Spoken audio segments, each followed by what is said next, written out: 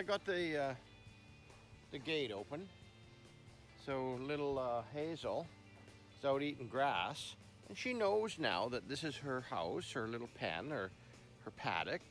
And in the evening, I'll put hay in there, and then she comes in. But guess who's over for the weekend to visit?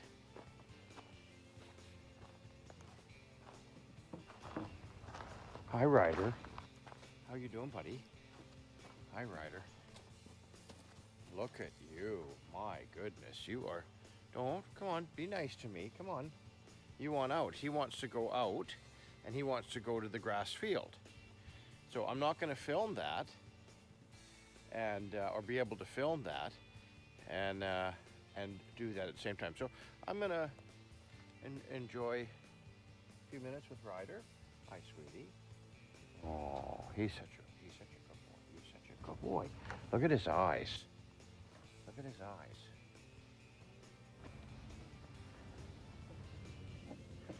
They're like look at that one. It's like little galaxies. It's cool. Wow. Okay. Okay, that just a few. That went super smooth. Ryder's a good boy. And there's Hazel. And then the goats move in. The goats are moving in to eat scraps. Bianca, Ginger, Marge, and where's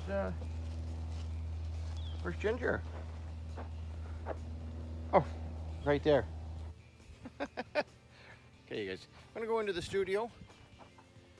Maybe do a casting this morning and kind of get ourselves set up to do a little bracelet. Then we're gonna mill a belt buckle, and we're gonna kind of go from there today.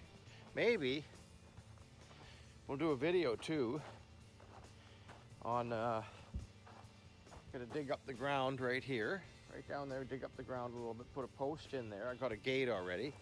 I got a gate sitting right over there, and I'm gonna put a gate in there. So it'll make it easier to put Ryder out into the field. Like I'll just open these gates and then they just wander out instead of opening this gate and having them going into the kind of the parking general area, right? Okay, you guys, if you like what I'm doing, if you like what I'm doing, hit the like button, hit the subscribe button, make a comment, and maybe share it. All right, you guys, have a great day. Reach out to a friend. If you got farm animals, be kind to them, right? And if you got dogs, is that Jack? Yeah. Be kind to them. You remember? You're their whole world. Okay, that was nice. That was nice with the horses. Clean cups, right? And make myself a nice coffee. What kind of coffee would I like today? Got some coffee. Look at this, French vanilla. Oh. Ooh. Cosimo. Child-proof containers. Okay, let's put that in here.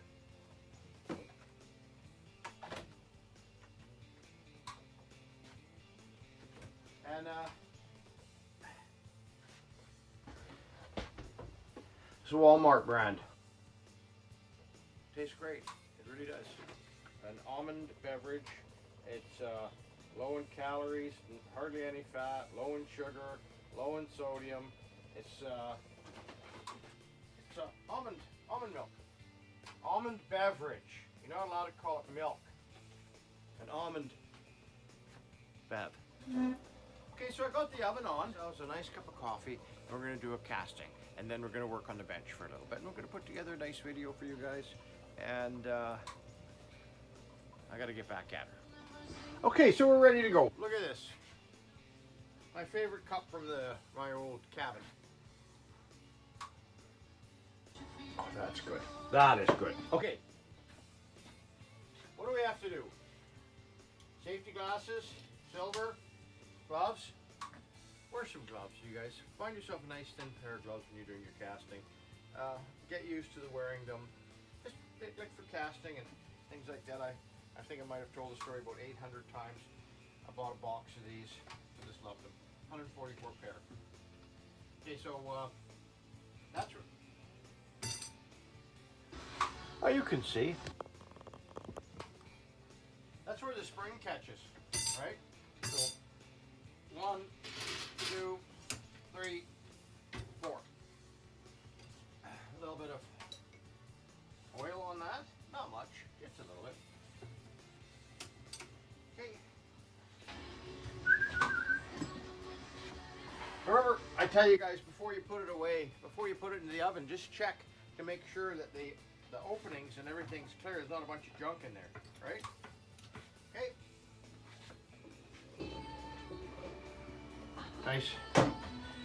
Nice clean burnout. Nice and white. You can tell all the junk's burnt off when it gets like nice and white like that. And when you got gloves on, if you accidentally touch things, you don't get burned. Excuse me. Okay. Now that's my measuring thing, so I'll put it back. Put some gloves on, glasses.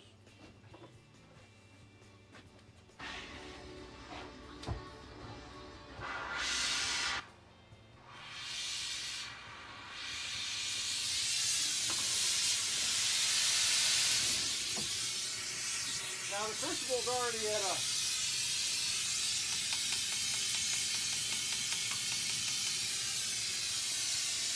little bit of boric acid.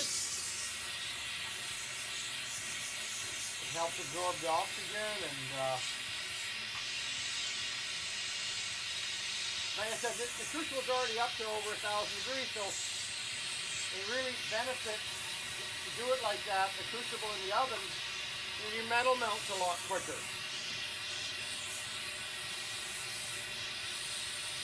Okay, so that's nice. Nice and clean.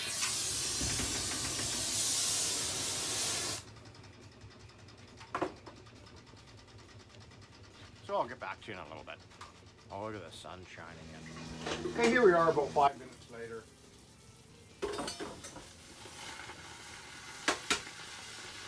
You're gonna take too much of your time with this. This is pretty straightforward. You know how this comes out. You just scrub it with a couple brushes. Edit this too. I edit this so that, you know, I cut a lot of this mundane stuff out of there. So if you think it gets done in 5 minutes, it doesn't. Okay, look at this. I'm gonna maybe include some of this footage next about how I made this, how I got to this piece here, the CAD, the cam, the milling, and then setting it up. Maybe a few pictures at this point here to refresh your memory how it goes. And then I'm going to get you over to the bench. We're going to put this into the pickle, and we're going to cut the soft sanded file a little bit, darken it, and we're going to do a nice paracord weaved bracelet for this baby here. That's going to be real nice. All right. Okay, so I said I was going to include a little bit of the CAD cam, computer aided design and computer aided machining of the piece. Okay, so I use this program ArtCam and a few other ones to make the 3D file. Okay, and from the 3D file, this we'll just use that one there. This red file is the bit traveling back and forth. You can see it. Okay, so the red file I save to the computer, and I take it and I transfer it to the computer, and then the controller here puts it into a numeric pattern, and so it goes back and forth, back and forth. There's the bit going back and forth right there, and so it cuts the wax out, and so I get that wax pattern, which I'm going to show you, and then that wax pattern gets cast. I really liked how that last bracelet, the braided paracord bracelet I did turned out, and I gotta make myself something. Okay, you guys, that's gonna be cool.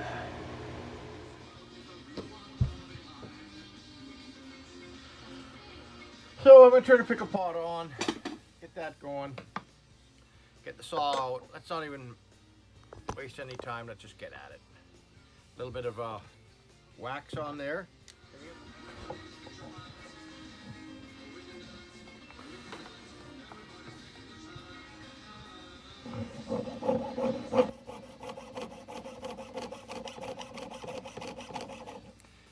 remember, this is giving the saw blade direction.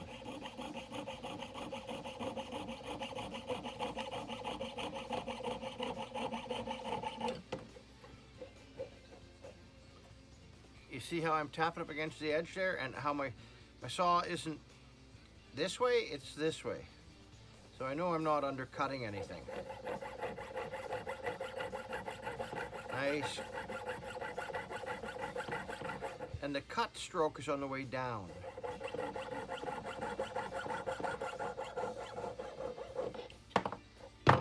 Put that in the pickle, 'cause that'll be good for next time. Okay? File.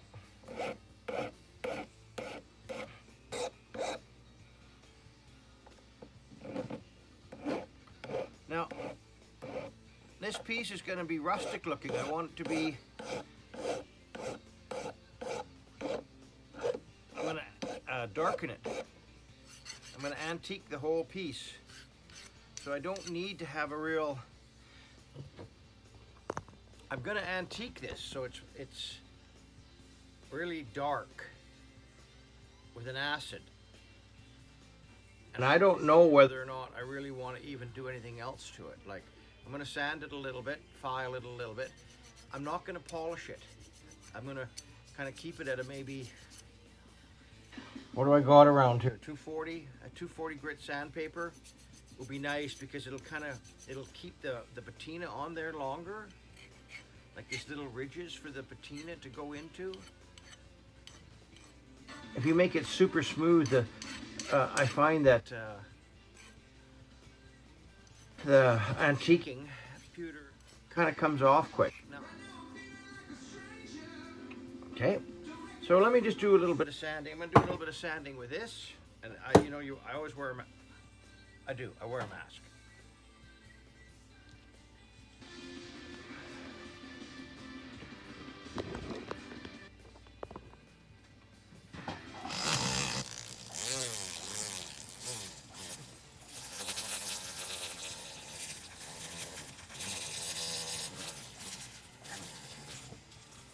Okay, a little ball burr to get in this area here. Take off any sharp edges.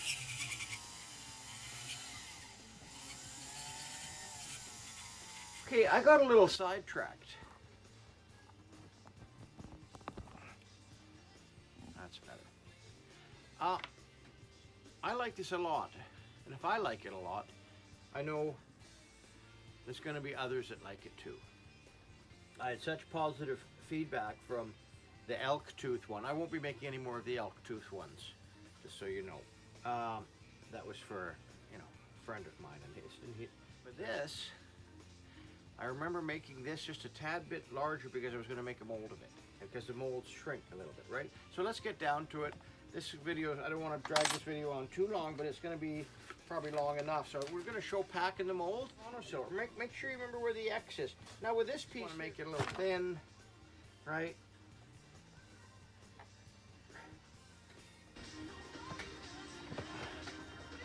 Okay, and that's the X. The one thing you could do is just maybe move it up a little further one way. That's the X, so that gives you enough room for the nozzle port, right? The injection port. It's like you see, this piece is 2/3, 1/3. Okay. Now you can't do it out of this piece here because it's too.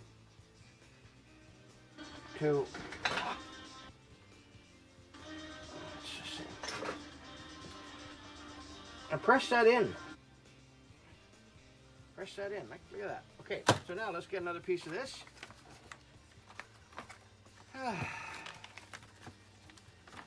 What a beautiful day. I got the Vulcanizer on. That's that machine in the corner there. Goes up to about 350. I got it set about 350, 340. And this mold will, what is that? 3/4 of an inch. It'll bake for 45 minutes. Make sure you remember, check your time, and then push this piece in.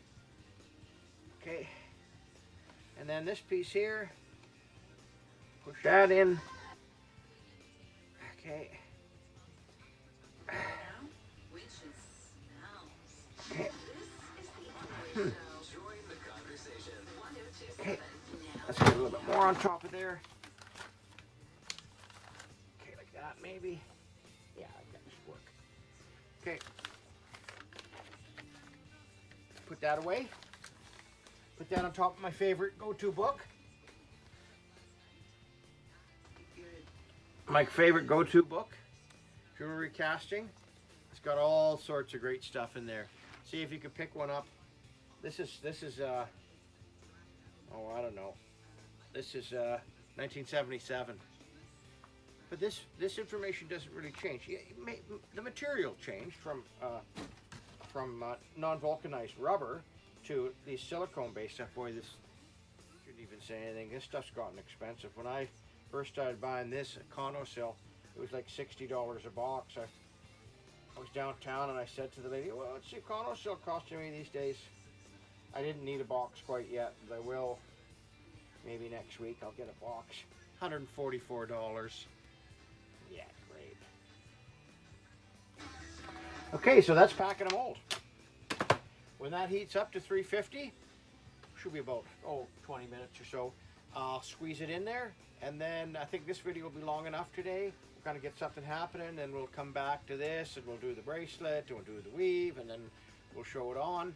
And okay, check your watch, see what time it is. Mark down in your mind what did I say? 45 minutes is for this one here. It's 40 minutes. Squeeze this down. Squeeze it down hard.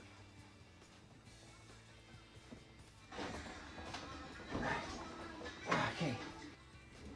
Right?